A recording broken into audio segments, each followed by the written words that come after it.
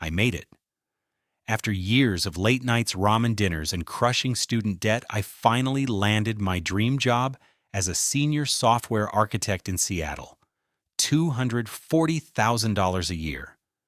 The number still felt surreal every time I saw my paycheck.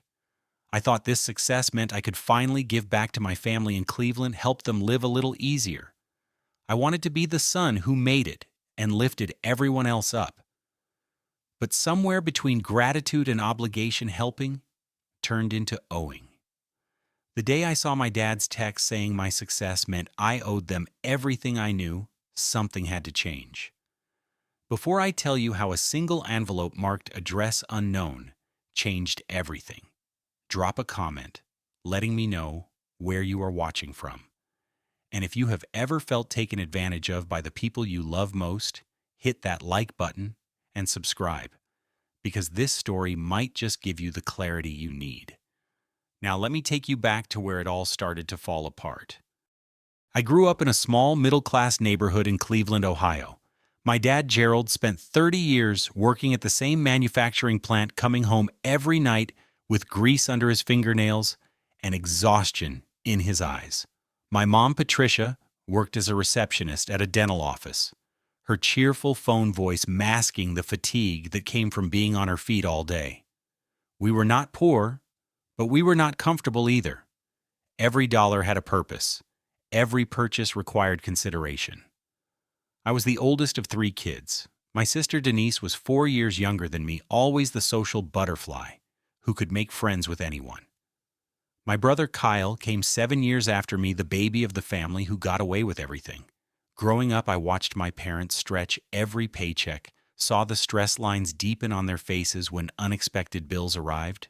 I promised myself that one day I would do better. I would make enough money that they would not have to worry anymore. That promise drove me through high school, where I spent every spare moment teaching myself to code. While my friends were at parties, I was building websites for local businesses, saving every cent. The work paid off when I got a full scholarship to MIT for computer science. My parents cried at my graduation, proud, but also maybe a little relieved that they would not have to figure out how to pay for college. Boston was incredible. The classes were brutal, the competition intense, but I thrived. After graduation, I landed a job at a mid-sized tech firm making $75,000 a year. It felt like all the money in the world. I worked there for 3 years, learning everything I could, building my reputation. Then a recruiter reached out about a position in Seattle. Senior software architect. $240,000. I almost laughed when I heard the number. That was more than my parents had made combined in their best years. I took the job. How could I not? And the first thing I did after my first paycheck cleared was call my parents. I told them I wanted to send them $1,500 every month just to help out, make their lives a little easier, buy the groceries without checking prices, fix things when they broke instead of duct taping them together. My mom cried on the phone. My dad's voice got thick with emotion as he thanked me. That feeling, knowing I could actually help them, was better than any promotion or fancy title. For the first few months, everything felt perfect. I would video call home every Sunday and hear about how Mom finally got her hair done at a real salon instead of the budget place. Dad mentioned they went out to dinner twice in 1 month, something they had not done in years. Denise was starting college at Ohio State, and I bought her a nice laptop so she would not have to use the computer lab for everything. $2,000 felt like nothing compared to what it meant for her.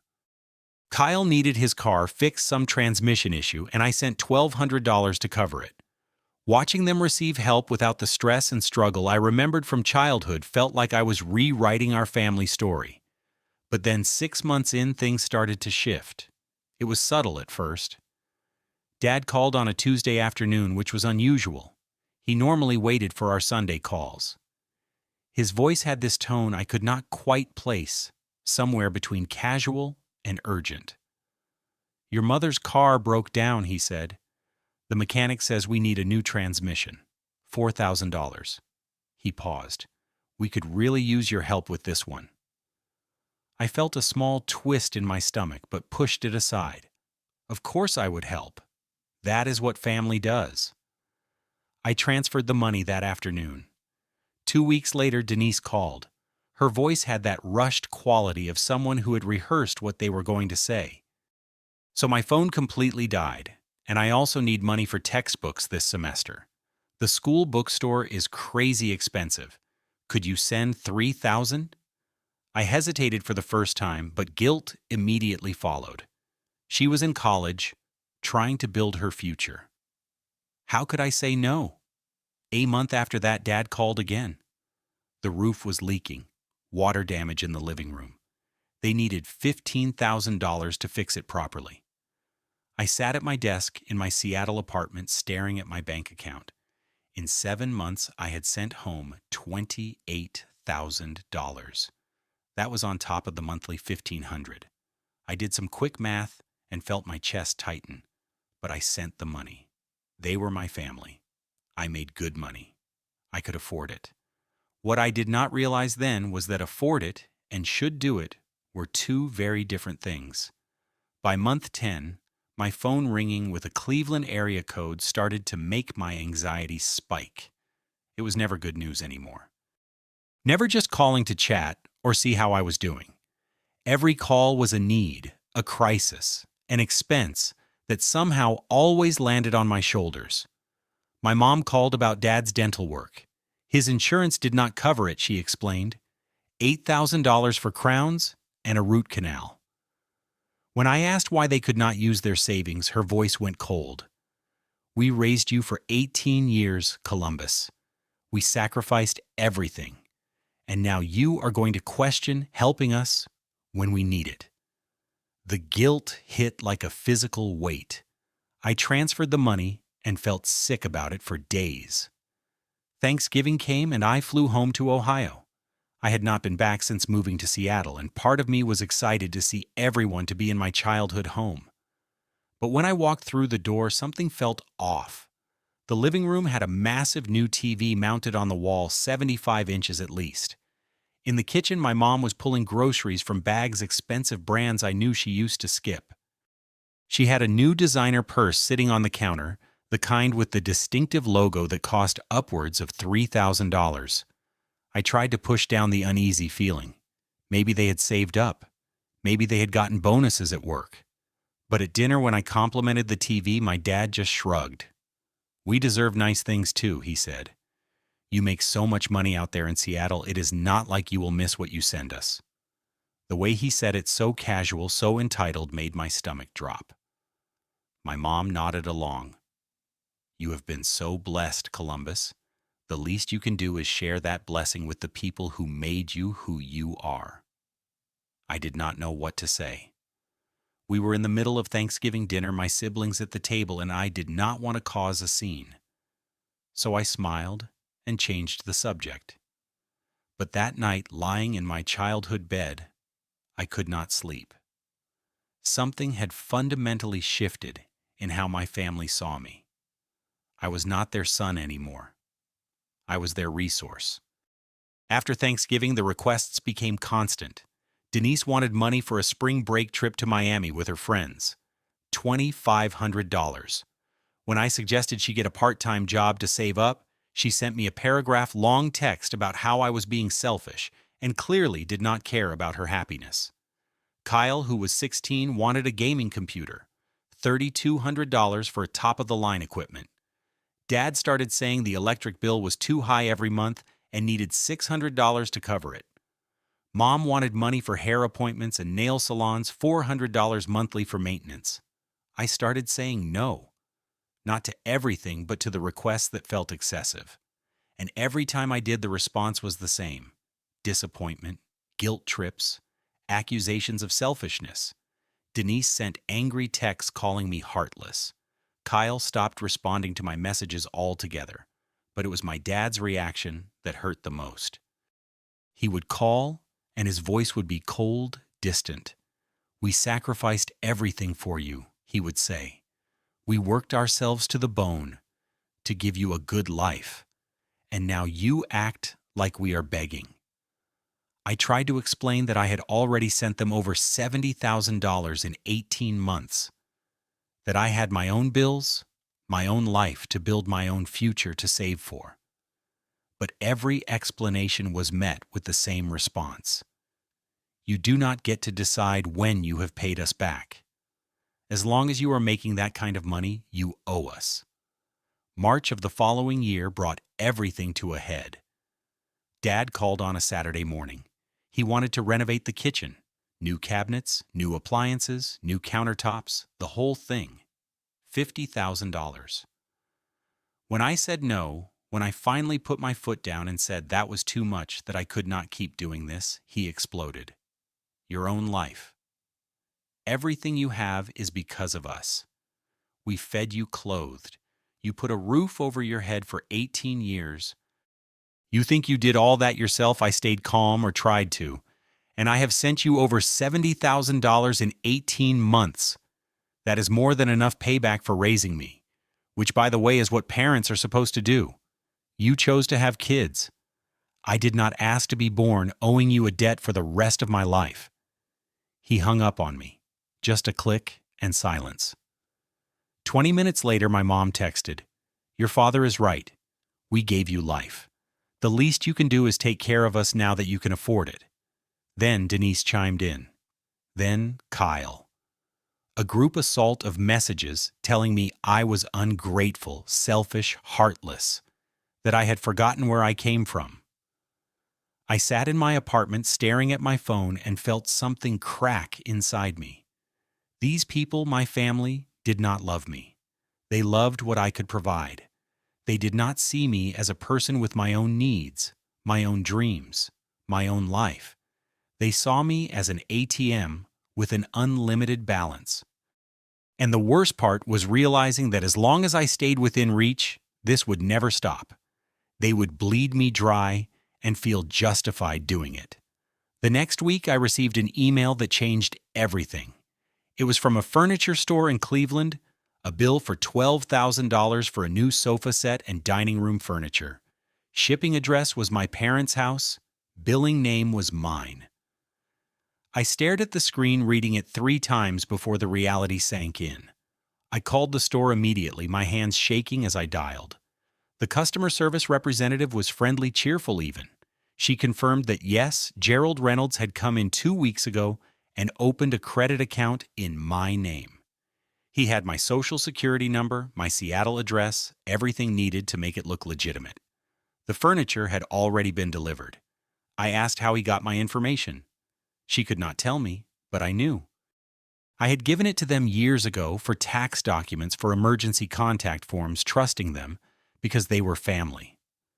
Before I could process that betrayal, my phone rang. A car dealership in Cleveland. They were calling to confirm the co-signing paperwork for Denise's new car, a $35,000 sedan, brand new, and apparently I had agreed to guarantee the loan. Except I had not. I had no idea this was even happening. I told the dealership there must be a mistake, that I never signed anything. The salesman sounded confused. "Your father was here with your sister yesterday. He said you had agreed to help her get reliable transportation for school." I hung up and immediately called Denise. She answered on the 3rd ring, her voice light and unconcerned. "Oh yeah, Dad said you agreed to help. It is just a signature, Columbus. You make plenty of money. It is not like a car payment will hurt you." Something inside me snapped. It was not anger exactly. It was clarity. Cold, sharp, undeniable clarity. My family was not just asking me for money anymore. They were stealing from me, using my identity, my credit, my financial stability as their personal playground, and they felt entitled to do it.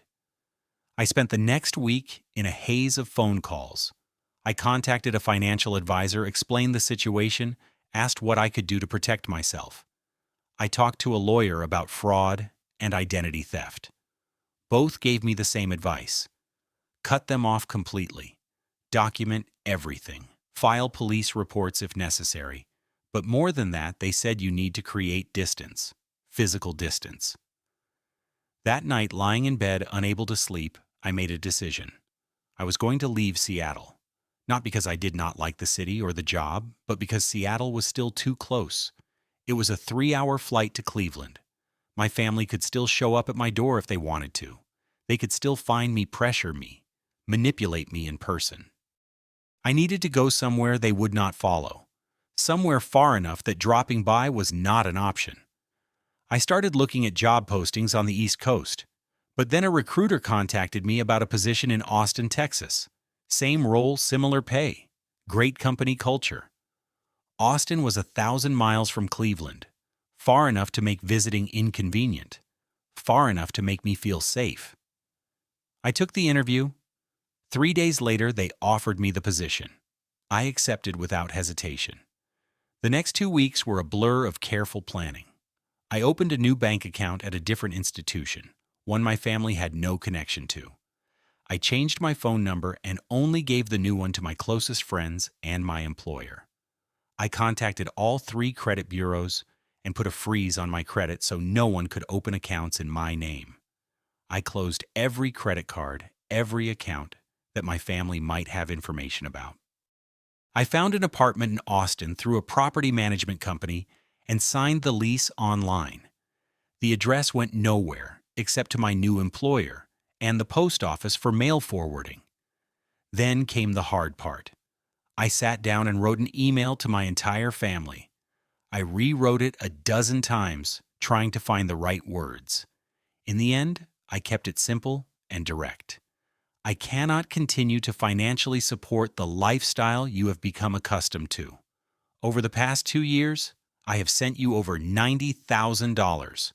Instead of appreciation, I have received demands, manipulation, and ultimately fraud.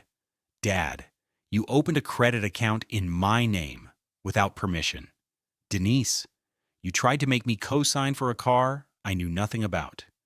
These are crimes. I could press charges, but I will not because you are family. However, I am done. I am moving. I will not be providing my new address or phone number. I need you to take responsibility for your own finances and your own lives. I love you all, but I will not be your ATM anymore. I sent it on a Monday morning and immediately blocked all their numbers on my old phone. Within minutes, my email inbox exploded. Messages from Mom, from Dad, from Denise, from Kyle. Some begged, some threatened, some tried guilt. Dad's email said I was abandoning my family and would regret it. Mom said I was breaking her heart. Denise called me selfish and cruel. Kyle said he never wanted to speak to me again anyway. I read them all once, saved them to a folder for documentation, and then set up a filter to send their emails to a separate folder I did not have to look at. The movers came on a Saturday in May. I watched them load my furniture, my boxes, my entire life into a truck headed for Texas. My neighbors asked where I was going, and I just said I got a new job. No details. No forwarding address beyond the post office.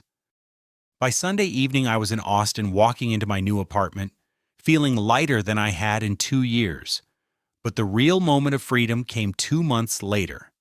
I got a notification from the Postal Service that my mail forwarding was about to expire. I logged in to review what had been sent to my new address. Most of it was junk mail and a few bank statements, but there was one item that made me stop and stare. A large envelope from that furniture store in Cleveland. It had been sent to my old Seattle address. The Postal Service had forwarded it to Austin with a large red stamp across the front. Address unknown. Return to sender. I held that envelope in my hands and felt something I had not felt in a long time. Satisfaction, peace. They were still trying to send bills to an address I no longer lived at. They had no idea I was 1,000 miles away in Texas.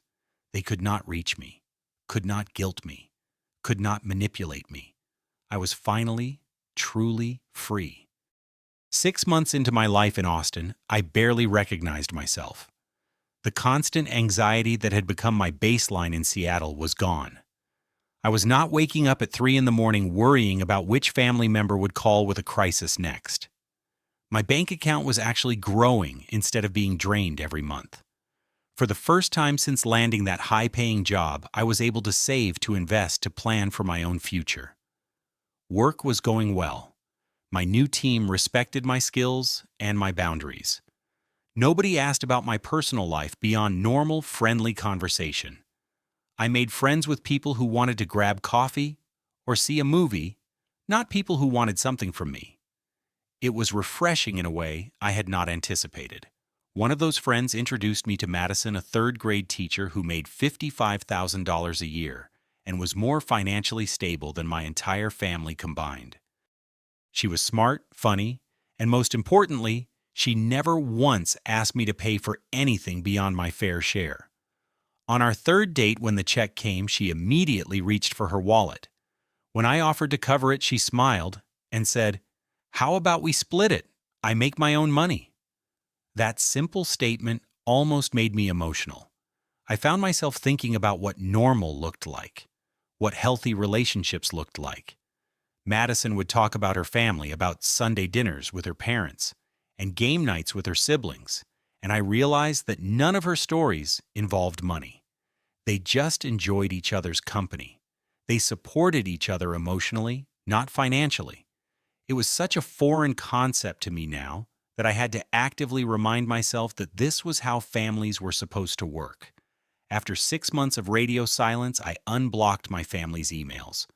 Not because I wanted to reconnect, but because I needed to know if the situation had changed. If they had learned anything.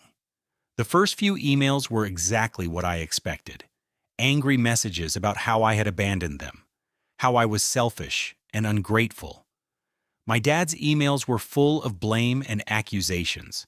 My mom's were manipulative, talking about how much they missed me while in the same paragraph mentioning how hard things were financially. But then slowly, the tone started to shift.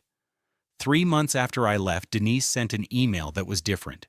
No demands, no guilt trips. Just a simple message saying she had gotten a job at a retail store. It was not much she wrote, but it was helping. She was learning to budget. It was hard, but she was managing.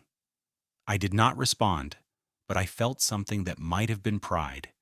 Maybe a little bit of hope. Kyle never reached out. That was fine. He was still young, still probably angry. Maybe one day he would understand. Or maybe he would not. I was learning that I could not control how other people reacted to my boundaries. My dad's final email came 4 months after I moved. It was not an apology. Gerald Reynolds did not apologize. But it was an acknowledgement. We had to figure things out, he wrote. It was not easy. Your mother picked up extra hours. I have been doing side work on weekends. We are making it work. He did not say he understood why I left. He did not say he was wrong. But between the lines, I could read what he was not saying. They were surviving without me. They were taking responsibility. It was something. I sat in my Austin apartment, the evening light coming through the windows, and thought about how far I had come. Not just the 1,000 miles of distance, but the emotional journey from guilt-ridden son to someone who understood that loving your family did not mean sacrificing yourself on the altar of their expectations. I had learned that family does not mean you owe them everything you earn, that helping someone and being exploited are two fundamentally different things. That setting boundaries is not selfish. It is survival. It is self-respect. It is recognizing that you are a person with value beyond what you can provide. For years, I had carried this belief that my success created a debt, that making good money meant I had to share it, had to support everyone around me, had to prove I had not forgotten where I came from. But success is not a debt. It is the result of hard work, sacrifice, and determination. I did not owe my parents a lifetime of financial support because they fed and clothed me as a child. That was their job. That was what they signed up for when they decided to have children. Real love does not demand. It does not manipulate. It does not keep score.